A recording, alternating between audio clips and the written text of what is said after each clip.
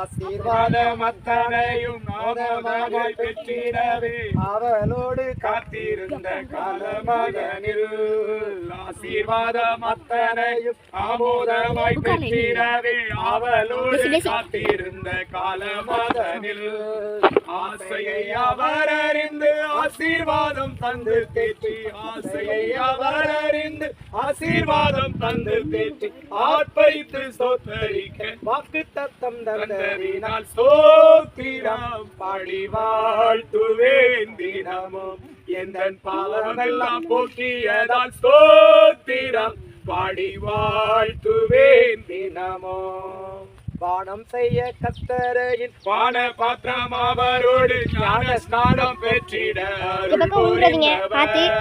பானம் செய்ய கஸ்தரையின் பான பாத்திரம் அவரோடு ஞான ஸ்நானம் பெற்றிட அருள் புரிந்தவர் மரித்து நான் கல்லறையில் அடக்கப்பட்டேன் அவரோடு மரித்து நான் கல்லறையில் அடக்கப்பட்டேன் அவரோடு பரிசுத்தமாய் ஜீவிக்கவே தந்தாராவியானவரை ஸ்தோத்திரம் பாடி வாழ்த்துவேன் தினமும் எந்தன் போக்கியதால் ஸ்தோத்திரம் பாடி வாழ்த்துவேன் தினமும்.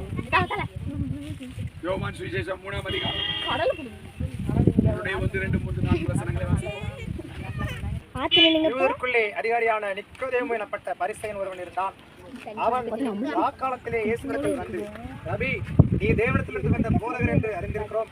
ஏனெனில் ஒருவன் தன்னுடனே தேவன் இராவிட்டால் நீ செய்கிற இப்படிப்பட்ட அற்புதங்களை செய்ய மாட்டான் என்றார். இயேசு அவனுக்கு பிரயோஜனமாக, ஒருவன் மறுபடியும் பிறவாவிட்டால் தேவனுடைய ராஜ்யத்தை காண மாட்டான் என்று மெய்யாகவே உனக்கு சொல்கிறேன். அதற்கு நிக்கோதேமு, ஒரு மனுஷன் முதிர் வயதாயிருக்கையில் அவன் தன் தாயின் கர்ப்பத்தில் பிண்டாந்தரம் ஒருவன் ஜலத்தினாலும் ஆவியினாலும் பிறவாவிட்டால் தேவனுடைய ராஜ்யத்தில் பிரவேசிக்க மாட்டான் என்று மெய்யாகவே உனக்கு ஆண்டவராகிய இயேசு கிறிஸ்துவை சந்திக்க வந்த இந்த மனுஷன் பெரிய உலகம் முழுவதிலும் இருக்கிற யூதர்கள் மத்தியில யூத மார்க்கத்தை பற்றி அவன் பிரசங்கம் பண்ணுகிற ஒரு பெரிய போதகனாக இருந்தான். அவன் ஆண்டவர் இயேசு கிறிஸ்துவிடத்துல வந்து சொல்றான், ஆண்டவர் இயேசு கிறிஸ்துவை பார்த்து, நீ தேவனிடத்திலிருந்து வந்தவர் என்று நான் விசுவாசிக்கிறேன். ஏன் அப்படின்னு சொன்னா, தேவனிடத்திலிருந்து ஒருத்தர் வராம இருந்தா நீர் செய்கிற இந்த அற்புத அடையாளங்களை எல்லாம் என்ன செய்ய முடியாது, ஒருவரால செய்ய முடியாது. அதனால நீ தேவனிடத்திலிருந்து வந்தவர் என்று விசுவாசிக்கிறேன் என்று சொல்லி.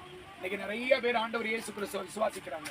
அவங்க எந்த அடிப்படையில விசுவாசிக்கிறாங்க அப்படின்னா, இந்த நிக்கோதேமு என்கிற போதகன் சொன்னது போல ஆண்டவர் அற்புதங்களை செய்கிறார், ஆண்டவர் ஆசீர்வாதங்களை தருகிறார். இந்த அற்புத அடையாளங்கள், ஆசீர்வாதங்கள் இவைகளை ஆதாரமாக்கி அதனால ஆண்டவர் இயேசு கிறிஸ்துவை விசுவாசிக்கிறாங்க. ஆனால் ஆண்டவராக இயேசு கிறிஸ்து அந்த மனுஷனை பார்த்து என்ன சொன்னார் அப்படின்னு கேட்டா, நீ சொல்றது உண்மைதான், ஆனா ஒரு மனுஷன் தேவனுடைய ராஜ்யத்துக்கு போகணும் அப்படின்னா அவன் மறுபடி பிறக்கும். என்ன செய்யணும்? மறுபடி பிறக்கும். அவன் சொல்றான், நான் இவ்வளவு பெரிய ஆளாயிட்டேன், இனி எங்க அம்மா வயிற்றுக்குள்ள போய் நான் திரும்ப பிறக்க முடியுமா அப்படின்னு கேட்டான். அப்ப ஆண்டவர் இயேசு கிறிஸ்து சொன்னாரு, மறுபிறப்பு என்பது அம்மா வயிற்றுக்குள்ள திரும்ப போய் பிறக்கிறது இல்லை. மறுபிறப்பு என்பது நீ கர்த்தராகிய இயேசு கிறிஸ்துவாய் இருக்கிற என்னை அற்புதம் செய்கிறவராக விசுவாசித்தால் போதாது, அடையாளம் செய்கிறவராக விசுவாசித்தால் போதாது.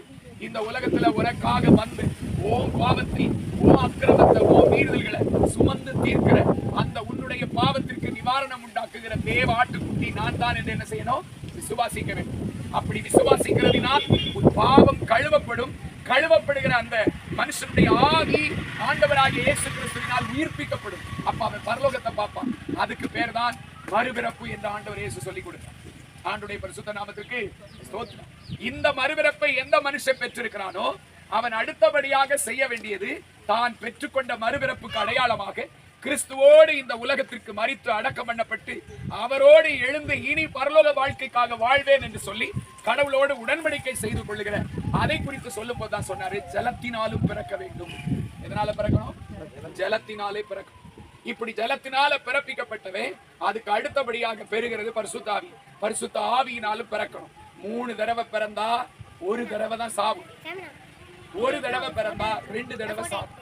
நீங்க எப்படி சாகலான்னு ஐடியாவில் இருக்கீங்கன்னு இங்க இருக்கிறவங்க யோசிச்சு கர்த்தருக்கு ஸ்தோத்திரம். 1 தரம் பிறந்தால் 2 தரம் மரணம், 3 தரம் பிறந்தால் 1 தரம் மரணம். அந்த மரணம் கூட பார்க்காம ஆண்டவர் இயேசு கிறிஸ்து வரும்போது நாம உயிரோட இருப்போம் அப்படின்னா அந்த வருகையில நாம என்ன செஞ்சிடலாம், எடுத்துக்கொள்ளப்படலாம். மரணத்தையே பார்க்காம கர்த்தருடைய ராஜ்யத்துக்கு போகிற ஒரு பாக்கியத்தை இந்த மறுபிறப்பு, ஜலப்பிறப்பு, ஆவியின் பிறப்பு என்கிற இந்த 3 பிறப்பை ஒரு மனுஷன் பெறும்போது மரணத்தையே காணாமல் கர்த்தர் வரும்போது எடுத்துக்கொள்ளப்படக்கூடிய ஒரு பாக்கியம். இதை பெறாதவனுடைய வாழ்க்கையில அவன் செத்தா அப்படின்னா 2ஆம் மரணம்னு ஆண்டவர் இயேசு சொல்லி இருக்கிறார் வெளிப்படுத்தல். அந்த 2ஆம் மரணம் அக்கினியின் கந்தகமும் எரிகிற கடல், அந்த கடல்ல பங்கடைவான்னு சொல்லி. ஆக இந்த நாளிலே ஒரு 5 பேர் நினைக்கிறேன் இவங்க இந்த மறுபிறப்பின் அனுபவத்தை பெற்று தாங்கள் மறுபிறப்பை அடைந்திருக்கிறோம் என்றும் தொடர்ந்து இந்த உலகத்திற்காக, பாவத்திற்காக, தனக்காக வாழாமல் தனக்காக ஜீவனை கொடுத்த கிறிஸ்துவுக்காக அவர் அருள போகிற அந்த மகிமையான ராஜ்யத்திற்காக வாழ்வதற்கு தங்கள் வாழ்க்கையை அர்ப்பணிக்க வந்திருக்கிறாங்க. அவங்களை இன்னைக்கு நாம ஸ்நானப்படுத்தி கர்த்தரோடு உடன்படிக்கை பண்ண வைக்க போறோம். அப்படி உடன்படிக்கை பண்ற அவங்களை கர்த்தர் அவருடைய வருகை வரைக்கும் பாதுகாப்பார். அவர்கள் கர்த்தருடைய வருகைக்கு தகுதி உள்ளவர்களாகி ஆண்டவர் வரும்போது வருகையில போவாங்க. ஆண்டவர் இயேசு சொல்லி இருக்கிறார், மறுபடி பிறக்கணும், ஜலத்தினால பிறக்கணும், மறுபிறப்பை பெற்றுக்கொண்ட இவர்களை இன்னைக்கு நாம ஜலப்பிறப்புக்குள் ஆக்க போகிறோம். இவர்களில் சிலர் ஆவியின் பிறப்பை பெற்றிருக்காங்க. பெறாதவர்கள் ஞானஸ்நானம் பெற்று ஜெபம் பண்ணும்போது ஆண்டவர் இயேசுவை பரிசுத்தாவியானவர் நிரப்பினது போல அவங்களையும் கர்த்தர் நிரப்புவார். அவர்கள் ஆவியின் பிறப்பையும் பெற்றுக் கொண்டவர்களாக கர்த்தருடைய வருகைக்கு தகுதி உடையவர்களாக கர்த்தர் அவர்கள் மாற்றுவாராக. கர்த்தர் இவர்களை ஆசீர்வதிப்பாராக. எல்லாரும் இவர்களை ஒப்புக் கொடுக்க போகிற இவர்களை, ஸ்நானம் எடுக்க போகிற இவர்களை பரலோகத்தின் தேவன் கர்த்தருடைய வருகை வரைக்கும் பாதுகாத்து ஆண்டவருடைய வருகையிலே ஒரு இமைப்பொழுதிலே மறுரூபமாக்கப்பட, ஒருவேளை மரணத்தை சந்திப்பார்களே ஆனால் எக்கால சத்தம் துணிக்கும். அப்பொழுது இவர்கள் உயிரோடு எழுந்திருக்கத்தக்கதாக மரண வரைக்கும் கர்த்தருக்கு முன்பாக உத்தமமானவர்களாக, உத்தமியே ஒருத்தியே என் பிரியமே என்று ஆண்டவர் சொல்லி அழைக்கத்தக்க தகுதியுடன் உள்ள வாழ்க்கை வாழும்படி கர்த்தர் இவர்களை ஆசீர்வதிக்கும்படியாக நம்ம எல்லாரும் கரங்களை உயர்த்தி ஒரு சில நிமிஷம் இவர்களுக்காக ஆண்டவரை ஸ்தோத்திரம் பண்ணி ஜெபம் பண்ணுவோமா? எல்லாரும் ஜெபிங்க, எல்லாரும் ஜெபிங்க. Praise the Lord. Hallelujah. Hallelujah. Glory Father. Ribaba sala dunama kara. Ribaba sora vadiantara bala sihenatari biala bakara. Udala rabashira maudura bakara bari binavasiala bari vika. ஆசீர்வதிக்கப்பா. வருகை வரைக்கும் நிலைத்திருக்க உதவி செய்.